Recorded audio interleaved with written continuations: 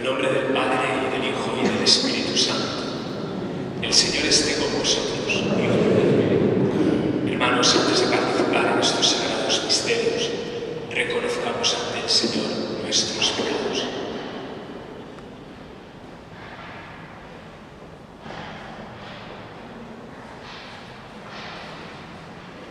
Yo confieso ante Dios Todopoderoso y a vosotros, hermanos,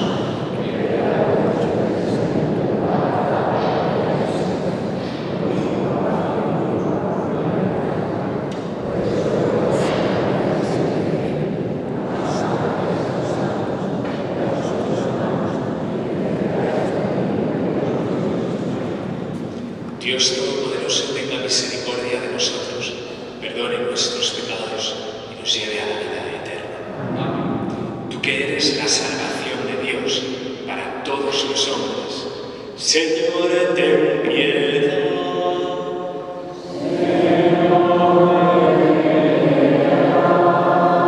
Tú que eres el hombre modelo de la humanidad futura, Cristo, ten piedad.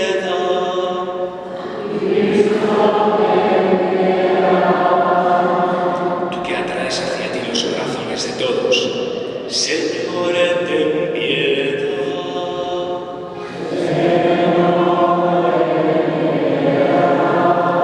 Gloria a Dios en el cielo.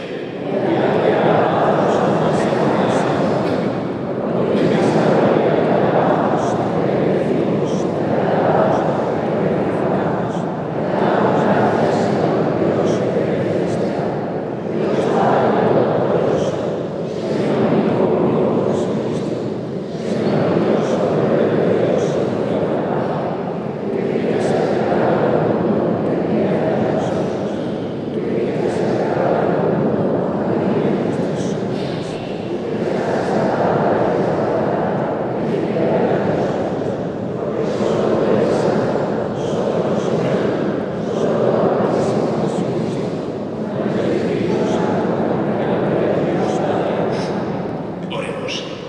Dios Todopoderoso y Eterno, que quisiste fundar todas las cosas en tu Hijo muy amado, Rey del Universo, haz que toda la creación, liberada de la esclavitud del pecado, sirva a tu majestad y te glorifique sin fin.